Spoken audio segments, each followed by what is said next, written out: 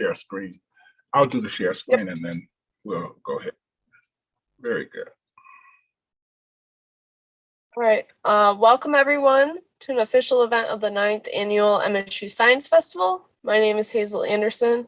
I am a member of the Science Festival team, and with me today is Dana Robinson, who's going to be leading us in some hands-on tangrams.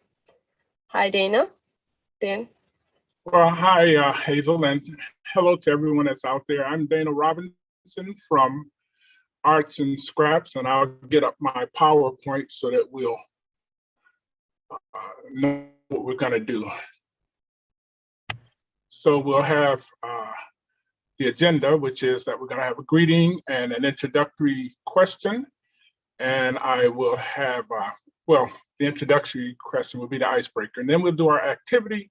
And there's a couple of questions three questions at the end I'd like you to respond to. So let's go to the next screen. After signing in while you're waiting, if others are still coming in, I have a couple of questions I'd like you to address. And one would be, have I ever played with tangrams? So if this is a new experience and you have no idea, then that would be a no in your mind. And have you ever created the tangram shapes? And again, if you haven't, that would be a no. Some have played with them, but not created them. We're gonna create the shapes today. I'm from Arts and Scraps. Our organization is an organization that essentially takes things that people have decided has no value. We call it trash.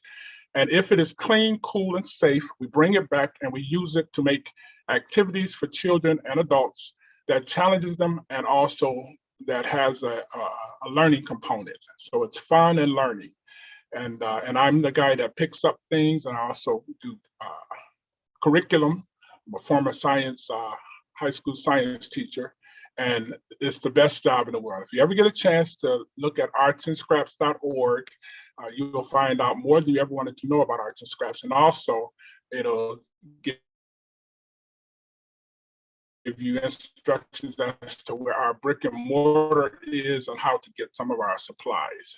So if you can get to the east side of Detroit, it'd be. So our tangram challenge is that we're going to be challenged to develop tangram activities tailored to be engaging and fun for all members of the home. So that means from the very youngest, even preschool, all the way up to college and beyond.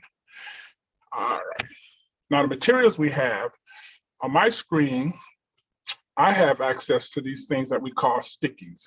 And they're just any material that has a covering on one side that covers a sticky. And the other side is probably some foam. Usually it's part of some material to put a gasket between two metal parts at an auto industry, whatever. But we love these because this is what we use to make everything at Arts and Scraps. This is our main component for putting together the challenges that we have. We don't use glue, tape, staples. All we use are stickies. Now we don't have stickies here, so today we're going to have, if you need it, glue sticks. Tag board is just another name for thin cardboard, not unlike this cardboard that I used for the covering of my loved frosted mini wheats. Scissors, ink pen paper, and then different color papers. So first thing, now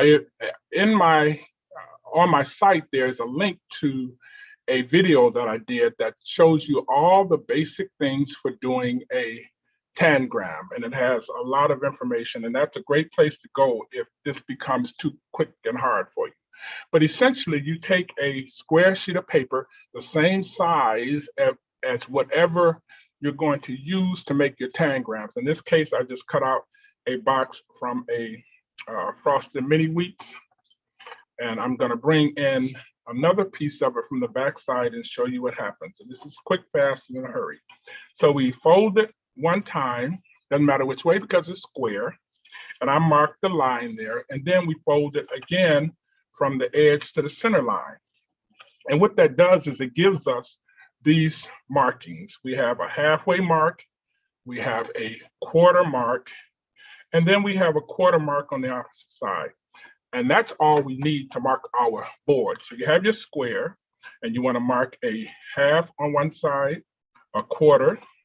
The opposite side, you just need a quarter. And I'm just lining it up with the marks. And then you turn your paper and you get the halfway mark at the top and the halfway mark at the bottom. And those are all the markings you need. Then I diagonally fold my paper, and I use my paper as a straight edge to make the marks. And as you see on the board, they're numbered. So the first mark is diagonally across, and that would be here. That's my first mark. My second one is from half to half. So I put that, line it up, and I make my second mark.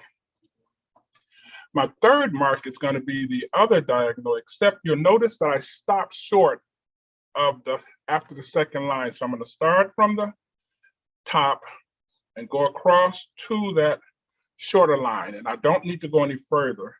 That's just the location. Fourth one is center to center up at the top. And again, I don't mark at the top. I'm going to start at the line and go to the edge.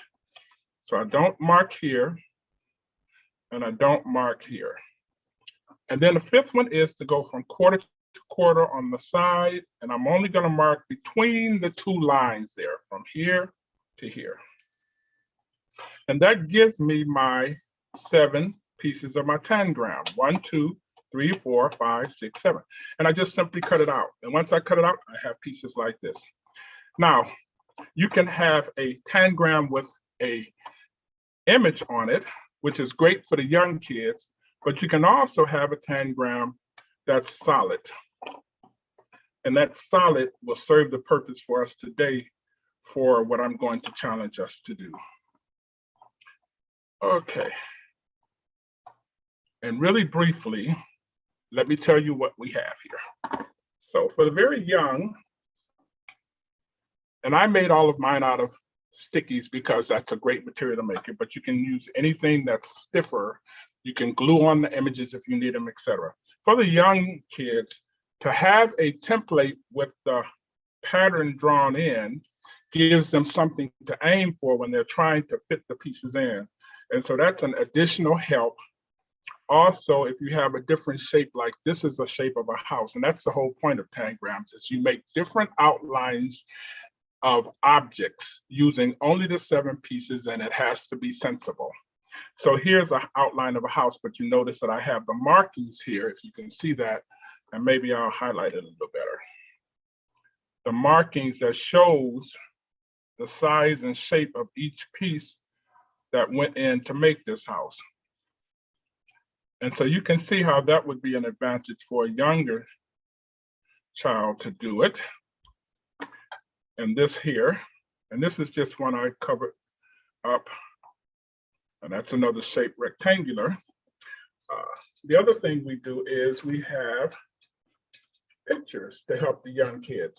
So in addition to having the markings, you could also have a photograph or picture. These are from newspapers. I just got grocery store newspapers that had shots of the fruit, and I glued them on my sticky and I cut them out. And so it becomes more or less like a puzzle because you're now trying to match up the shape with the colors and the images, and that makes it easy for the younger set. You notice I made a border for mine out of stickies. I just cut some to sort of keep them in. This was a cellophane thing from a last 2 years ago, Easter. I don't, and then for the older kids, the shapes are endless on the internet. If you Google tangrams, there's a zillion images and they have solutions. I suggest you just do the images and you are challenged to fit in your tangrams into that shape. And you would have to adjust the scaling in order to make it work. But the new thing that I have today that I want to introduce is this idea that I have of putting words on a shape and then being challenged to figure out what it is. So for example, this is what it would look like. There's this black inking on this and it spells out a word. And so my job is to take this after I've developed it, give it to whoever I'm challenging to do the puzzle, and they have to use these letters and try to fit them in based on what they think this may be spelling. Okay, that's not too bad there.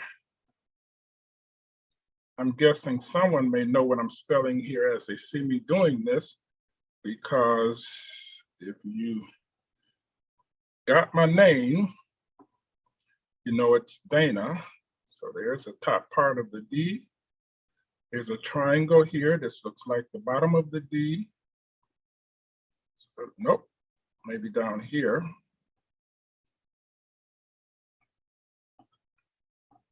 Then we have this part, which doesn't seem to be anything. Now, I created this, and you'd think it would be very easy for me to quickly do this, but not so much, because I created it a few weeks ago, and there we are.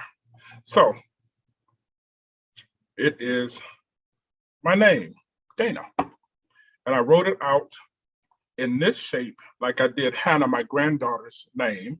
And then when you put it back into the square, you've got this jumble.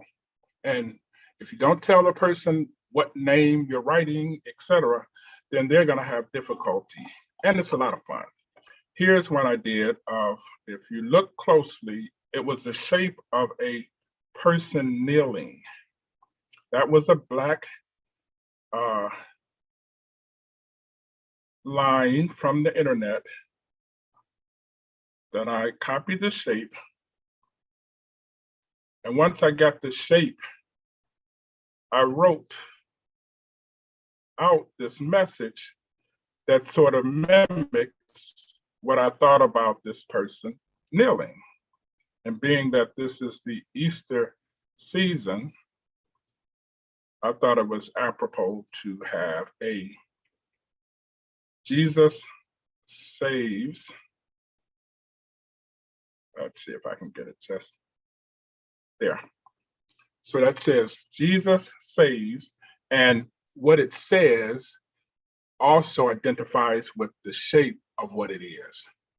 And so that's the kind of thing we do. Now, let me tell you what the challenge becomes for older adults. There are people who have made the entire alphabet out of tangrams. And in my world, making the outline of an A, B, C would also be written in an A on that entire image in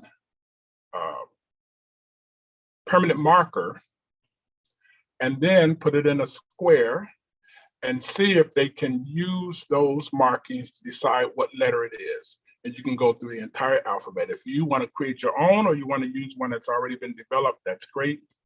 But it's very easy to have blank sides and do it. And now I'm going to run past with a few others that I've done.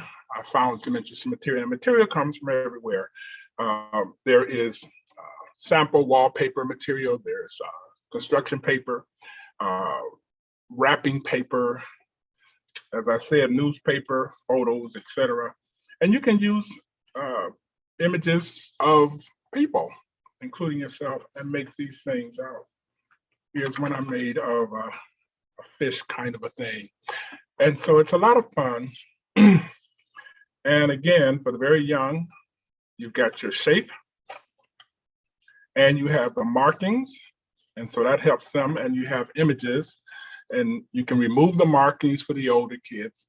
And then you can go into the shapes that are available on the internet as a challenge for those who are young, older, and then finally, those who are able to create images and use letters, and then give that challenge to others. And so that concludes my presentation. I don't know how I'm doing for time, but I have enjoyed this, and I'm going to go back to share screen now. And let's see.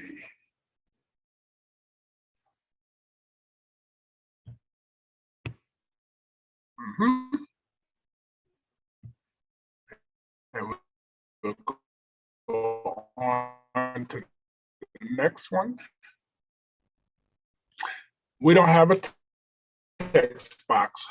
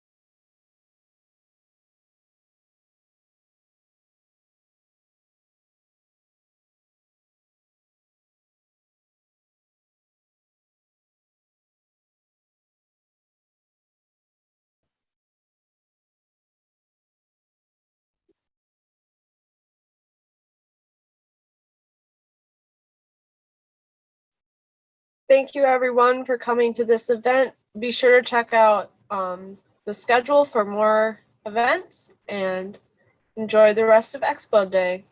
Thank you.